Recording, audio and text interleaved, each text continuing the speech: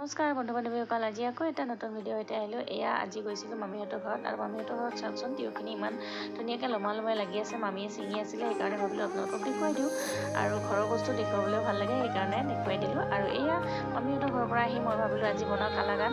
খাবলৈ বহুত মন গৈ আছিলে বহুত দিনৰ পৰা, সেইকাৰণে এয়া মই গাখীৰ দিলোঁ।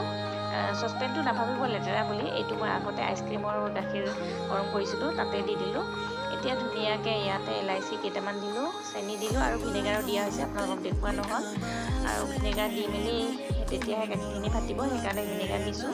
আৰু ইয়াত দিছোঁ অকণমান এভৰিডে গাখীৰ দি মেলি এইখিনি ধুনীয়াকৈ লৰাই থাকিম, তেতিয়া ফাটি কেনে এয়া চানা হৈ যাব। তাৰপিছত এয়া আমাৰ মিঠাই ৰেডি হৈ যাব। ধুনীয়াকৈ এইখিনি এখন হেতাৰে প্লেটখনত দি হেঁচি দিছিলোঁ, দি মেলি ওপৰেৰে অকণমান আলমণ্ড বাদাম কাটি এনেকৈ ছটিয়াই মেলি তাৰপিছত ফ্ৰিজত ছেট হ'বলৈ থৈ দিছিলোঁ ধুনীয়াকৈ।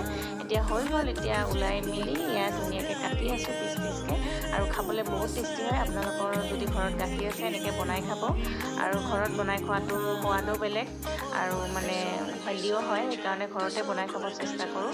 গাখীৰ যিহেতু আছে ঘৰতে, সেইকাৰণে যিমান পাৰোঁ ঘৰতে বনাই খাবলৈ চেষ্টা কৰোঁ যিকোনো মিঠাই, সেইকাৰণে বনালোঁ। আৰু আপোনালোকেও এনেকৈ বনাই ট্ৰাই কৰি চাব, খাবলৈ বহুত টেষ্টি হয় আৰু দোকানৰ দৰেই হয়।